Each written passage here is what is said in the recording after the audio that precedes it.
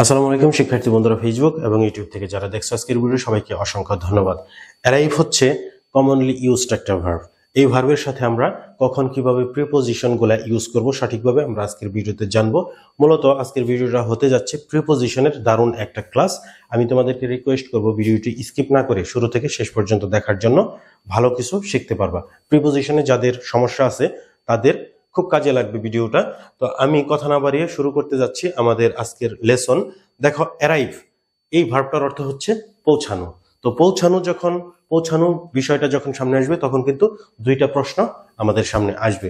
একটা হচ্ছে হোয়েন, কখন তুমি পৌঁছাইছো, একটা হচ্ছে হোয়ার, কোথায় পৌঁছাইছো তুমি। তো এই হোয়েন এবং হোয়ার এই দুইটা কোশ্চেনের উপরে ভিত্তি করে যে প্রিপোজিশনগুলো অ্যারাইভ ভার্বের সাথে ইউজ করা যাবে সেগুলো আমরা নিয়ে আলোচনা করব। এবং শুধুমাত্র যে অ্যারাইভ ভার্বের সাথেই যে এই প্রিপোজিশনগুলো ইউজ করবা সেটা না, যে কোনো সিচুয়েশনে হোয়েন এবং হোয়ার সম্পর্কিত এই প্রিপোজিশনগুলো কিন্তু সেম ওয়েতে কাজ করবে। যেমন ধরো হোয়েন, এই হোয়েনটা যখন মানে কখন তুমি পৌঁছাইছো, আমি বলতে পারি অ্যাট 5 AM বা 5 PM। তো 5 PM বা 5 AM এটার জন্য আমি অ্যাট কেন ইউজ করলাম? কারণটা হচ্ছে যখন একদম নির্দিষ্ট সুনির্দিষ্ট টাইমকে বুঝাবে, স্পেসিফিক টাইমকে বুঝাবে, তখন সেই টাইমের পূর্বে কিন্তু প্রিপোজিশন অ্যাট হবে সবসময়। At 5 PM, at 9 AM, at night, at midnight, একদম সুনির্দিষ্ট সময়। এই জন্য আমরা অ্যাট ইউজ করছি। I arrived at 5 PM। কিন্তু যখন আমরা এই সময়টা যখন আরেকটু বেড়ে যাবে, পুরো একটা দিনকে যখন বোঝাবে, এটা হচ্ছে একদম সুনির্দিষ্ট টাইম, এটা এক দিনকে যখন বোঝাবে, পুরা একটা সিঙ্গেল একটা হোল ডে, তখন কিন্তু সেই দিনের পূর্বে প্রিপোজিশন কিন্তু অন আমরা ইউজ করব। অন মানডে, এটা এক দিনকে বুঝাইছে, একদিন 24 ঘন্টা। অন জানুয়ারি 25, একদিনকে বুঝাইছে। তো একদম স্পেসিফিক টাইম বোঝালে প্রিপোজিশন হবে অ্যাট, এবং পুরা একটা দিনকে বোঝালে প্রিপোজিশন হবে অন। এবং এই এক দিনের বেশি যখন বোঝাবে তখন কিন্তু প্রিপোজিশন হবে ইন। যেমন আমরা বলবো I arrived in July, I arrived in 2012, অথবা আই অ্যারাইভড ইন সামার। এইগুলা কিন্তু সবগুলা কিন্তু একটা দিনের চেয়ে বেশি সময়কে বোঝাচ্ছে। তাহলে আমরা বলতে পারি I arrived at 5 PM on Monday in 2012। এইভাবে কিন্তু আমরা বলতে পারি হোয়েন সম্পর্কিত বিষয়গুলোতে। তো হোয়েন প্রশ্নে এই প্রিপোজিশনগুলো আমরা ইউজ করব, কিন্তু প্রিপোজিশন ব্যবহারের ক্ষেত্রগুলো কিন্তু যে কোনো জায়গায় যে কোনো সিচুয়েশনে একই রকম।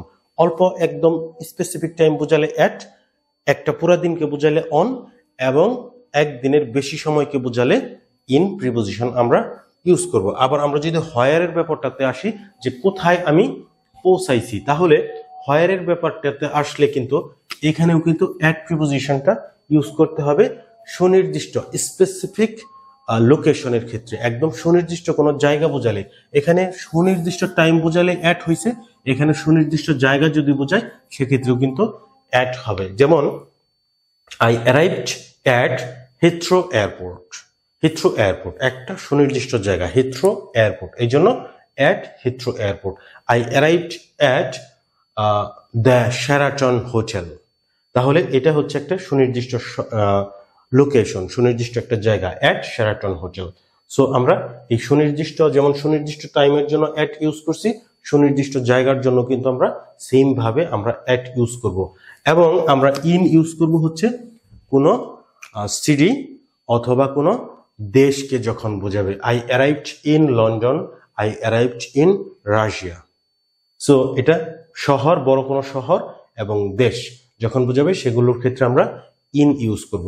তাহলে আমরা দেখলাম এখানে যে অ্যারাইভের বিষয়ে যখন চলে আসবে তখন হোয়েন বা হোয়ার, এই হোয়েন থেকে আমরা কখন, কোন সময়ে, তখন আমরা ছোট অল্প সময় বোঝালে অ্যাট, একটু বেশি একদিন বোঝালে অন, এবং বেশি সময় বোঝালে ইন ইউজ করব, এবং অল্প জায়গা বোঝালে আমরা অ্যাট ইউজ করব, একদম নির্দিষ্ট লোকেশন বোঝালে, এবং বড় কোনো শহর বা দেশের নামের পূর্বে আমরা ইন ইউজ করব। তো ব্যতিক্রম, এক্সেপশন, এটা কিন্তু সব জায়গায় থাকে, আমাদের প্রবলেম তৈরি করে বেশিরভাগ ক্ষেত্রে। তো এখানেও কিছু ব্যতিক্রম আছে, খুব বেশি না। যেমন ইয়েস্টারডে, yesterday এটার জন্য কোনো প্রিপোজিশন কিন্তু আমরা ইউজ করব না বা করা যাবে না। I arrived yesterday, আমরা এটা বলবো না যে I arrived at yesterday, কারণ এটার পূর্বে এটাই এক্সেপশন, এটা arrive এর সাথে কোনো প্রিপোজিশন হয় না। I arrived yesterday, I arrived last year, কোনো প্রিপোজিশন হবে না। I'm going to arrive next week, কোনো প্রিপোজিশন হবে না। I'm going to arrive next week। এবং খুব স্পেশাল একটা প্লেস আমাদের জন্য, সেটা হচ্ছে আমাদের হোম। এই হোমের জন্য কিন্তু কোনো প্রিপোজিশন হবে না। I go to school but I go home, I arrived at school but I arrive home, I arrived home। তো এই হোমের জন্য কোনো প্রিপোজিশন আমরা ইউজ করব না। আমরা এটা বলতে পারবো যে I arrived home at 5 PM, সেটা সময়ের জন্য, নির্দিষ্ট সময়ের জন্য 5 PM এর পূর্বে প্রিপোজিশন অ্যাট বসছে, কিন্তু হোমের পূর্বে কোনো প্রিপোজিশন কিন্তু আমরা বসাই নাই। তো আমরা কিছু এক্সাম্পল এখন প্র্যাকটিস করব এখানে। I arrived at the station, কারণ হচ্ছে এটা একটা নির্দিষ্ট জায়গা। ওকে, I arrived at the station, এটা হচ্ছে একটা বড় একটা শহর, ইন ঢাকা। আবার কখন তুমি পৌঁছাইছো? 7টায়, নির্দিষ্ট সময়কে বোঝাচ্ছে, at 7 AM। I arrived at the station in Dhaka at 7 AM। তো একটা সেন্টেন্সে কিন্তু দুইটা একই প্রিপোজিশন কিন্তু প্রয়োজনের তাগিদে ব্যবহার করা যেতে পারে, এটা কোনো সমস্যা না। নির্দিষ্ট জায়গার পূর্বে অ্যাট হয়েছে, নির্দিষ্ট সময়ের পূর্বে অ্যাট হয়েছে, এটাই। They arrived in কক্সবাজার, এটা হচ্ছে একটা শহর, বড় একটা শহর, এই জন্য ইন ইউজ করলাম। They arrived in Cox's Bazar in winter, এটা হচ্ছে বড় একটা সময়কে বোঝাচ্ছে। এই যে এখানে দেখছো যে ইন সামার, ইন মানে বড় সময়, একদিনের চেয়ে বেশি সময় বোঝালে তখন কিন্তু সেটার পূর্বে প্রিপোজিশন ইন হয়। She arrived at Sylhet airport, Sylhet দেখে কিন্তু তোমরা মনে করতে পারো যে এটা একটা শহরকে বুঝাইছে, তাহলে ইন হলো না কেন? আসলে কিন্তু সিলেট শহরকে বোঝায় নাই, সিলেট শহরের মধ্যে যে এয়ারপোর্টটা আছে সেই এয়ারপোর্টকে বোঝাইছে। সিলেট শহরের মধ্য থেকেও ওইটা আরো বেশি স্পেসিফিক একটা লোকেশনকে বোঝাইছে। সো এটা সিলেট শহর না, সিলেট এয়ারপোর্ট। সো এই জন্য আমরা অ্যাট ইউজ করছি। She arrived at Sylhet airport, কি হবে এখানে? অন মানডে, কারণ হচ্ছে একটা পুরা দিনকে বোঝাইছে, পুরা দিন, সো আমরা অন ইউজ করব।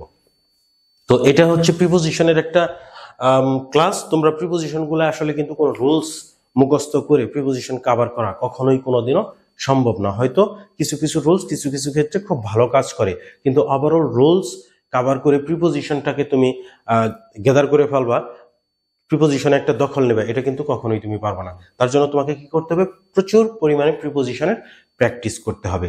তো আজকের ভিডিও তোমরা যা শিখলা এখান থেকে প্র্যাকটিস করতে থাকো, সামনে আরো ভিডিও আসতেছে। তো আজকের ভিডিও তোমাদের যদি ভালো লাগে লাইক কমেন্ট শেয়ার করো, ফেসবুক এবং ইউটিউব থেকে ফলো এবং সাবস্ক্রাইব করো, কারণ খুব শীঘ্রই তোমাদের সাথে দেখা হবে আরো একটি ভিডিওতে। Thanks for watching this video. Thank you.